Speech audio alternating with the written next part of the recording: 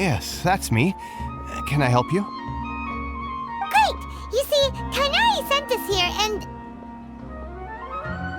What? Tainari? Please, there's no need to say anything, really. Sure, I admit that the article I published last month wasn't my best work, and maybe the data didn't produce the most convincing results, but... Here! This is a letter from Tainari! Oh, let me see... Ah! Ooh, what a relief. You two nearly scared the life out of me. So you two just have some questions for me? Seems even Tainari acknowledges my innate ability for procuring information. So, what is it you two would like to know? We want to meet with Lesser Lord Kusanali. Do you know a way we can do that? You mean you want to meet the Dendro Archon herself? This isn't exactly my area of expertise, but let me see what I can find in the Akasha.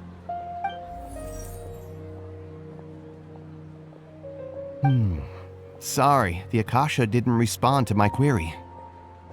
What? You too? But what about your abilities for getting information and all that? Paimon was sure you'd be able to access more info than we did. Well, as I said, this isn't my area of expertise. I am but a lowly researcher, so the Akasha doesn't see a need for me to know more about the Dendro Archon.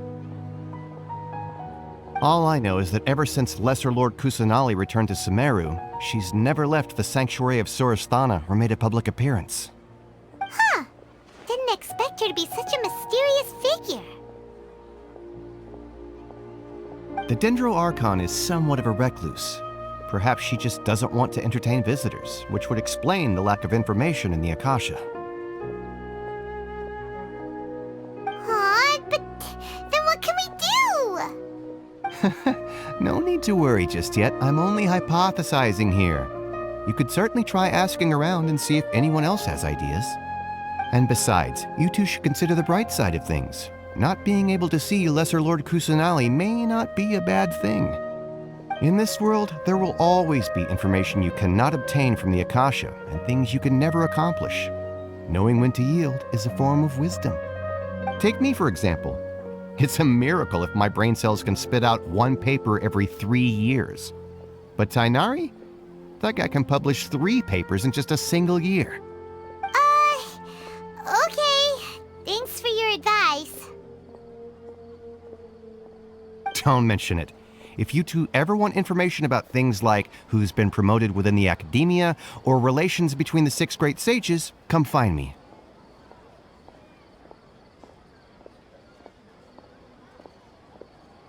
Hey, come on! This is a survival skill at the academia. Oh, Paimon's expectations were pretty low, but this is so low it's like digging holes in the dirt. So what do we do now? Even if we want to talk to someone, we don't know anybody here. Huh? Like who? Oh, you're right! Catherine! The Adventurers Guild has its own intel network. Let's hurry and find her.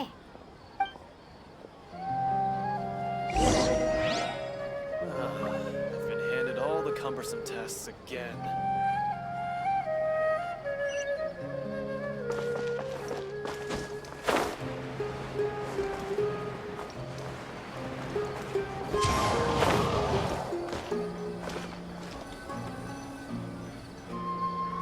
Ad Astra Abyssosk. Hello, Traveler and Paimon. Catherine, we need your help with something. Understood. The Adventurers Guild is always ready to serve you. With what do you require assistance?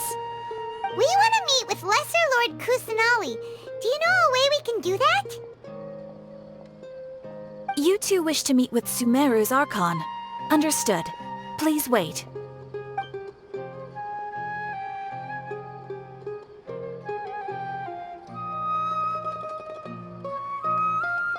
I apologize, but I am unable to call up any relevant information in the Akasha. I'm also unable to locate any pertinent information in my personal memory. Aww, another dead end. Well, can't help us, then we really don't know anyone else to ask now. Please do not worry. I may know of someone who can help you two. In Sumeru, the Adventurers Guild does not serve as the vanguard of information. Rather, there are numerous active mercenary groups collectively known as the Eremites. They take on various contracts and work all across Sumeru, so they naturally accrue intelligence. An Eremite brigade called the Corps of 30 is in charge of Sumeru City's defenses. Not only are they the oldest brigade, but they are responsible for managing and coordinating the affairs of all other mercenary brigades. Corps of 30? What a weird name. Supposedly, they are named as such because their ranks numbered 30 at their inception. Asphalt, an advisor with the Corps of 30, maintains good relations with the Adventurers Guild. Though he's already retired, he and his words carry great weight within mercenary circles. If you'd like to get in contact with him, you can find him at the Corps of 30's headquarters, the Citadel of Rexar. You're welcome. I wish you two the best of luck. We look forward to your exploits in Sumeru. Alright, off to the Citadel of Rexar we go!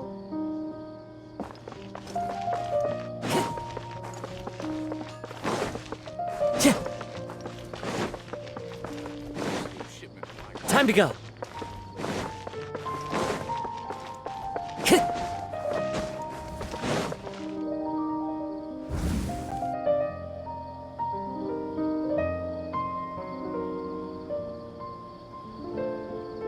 Welcome. The Adventurers Guild told me to expect you two. It's nice to meet you, Asphalt. We'd like to ask you about something.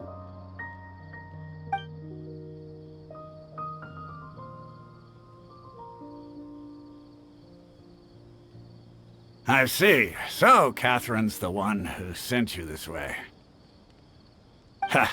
It's true that the Eremites' network is vast, but even I can't help you meet the Wait, serious? Afraid so. The Eremites aren't terribly religious, so we don't know much about divinities. As far as the Akasha goes, we can access even less than you. We originally came from the desert. The gods there died off long ago. Since those days, we've used our own two hands to carve out a living. We don't beg gods for their aid. It isn't just us, though. If you ask me, I think most in Sumeru aren't interested in Lesser Lord Kusanali. Oh? Why's that? Just take the Academia, for example. They're the ones who truly rule Sumeru.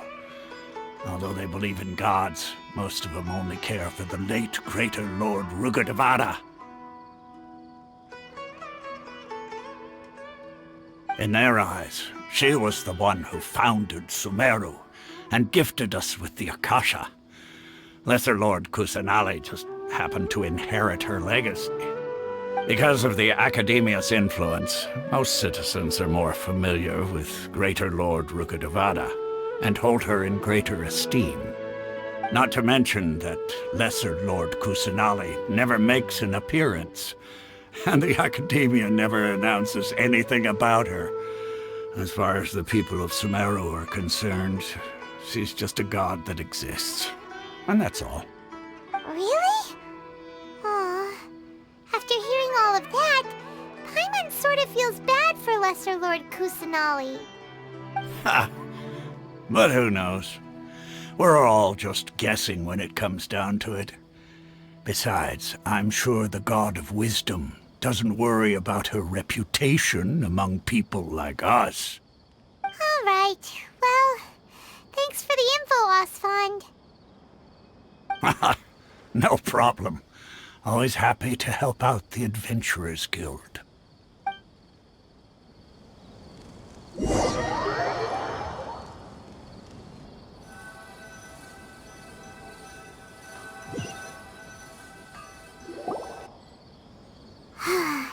Seems Asfand was right about most people's attitudes here. Now Not only are they not interested in the Dendro Archon, they even say stuff like, if the Akasha doesn't think I should know, then I don't need to know about it.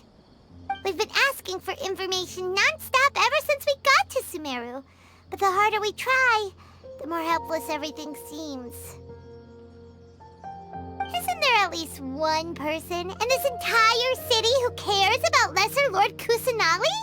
Oh, you two are interested in Lesser Lord Kusanali? Huh?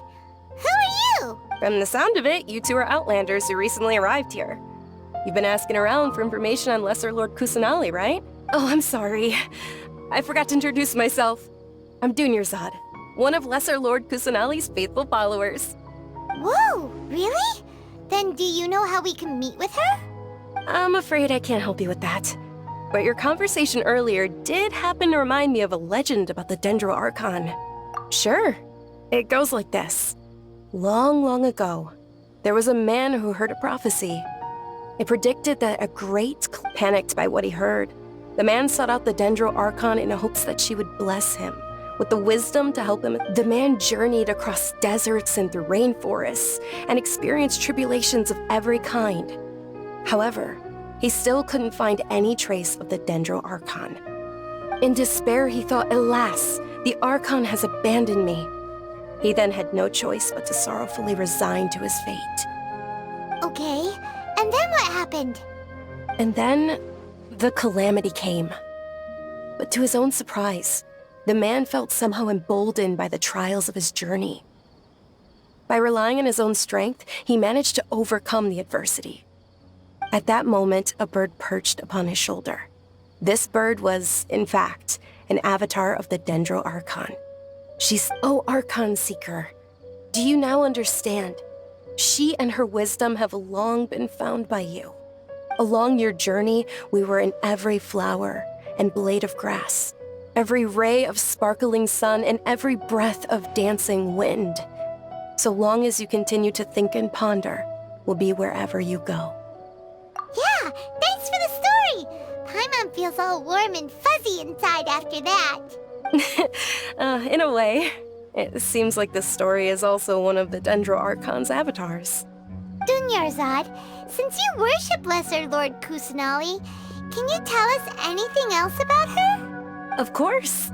So did you two know that,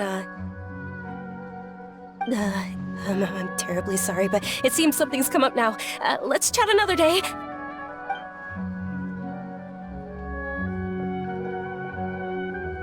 Hey, wait! What the heck just happened? It looks like they're searching for someone. Dunyarzad was acting super nervous just now. You think they're looking for her? This stinks! We finally managed to find a lead. Let's see if we can get rid of them. Then we can catch up with Dunyarzad. Hey, have you two seen a brown-haired girl wearing a purple top and a long blue dress? We're looking for her. Did she have bandages wrapped around her wrists? Yes, that's her. Did you see which direction she went? Yeah, she went that way. Quick, after her!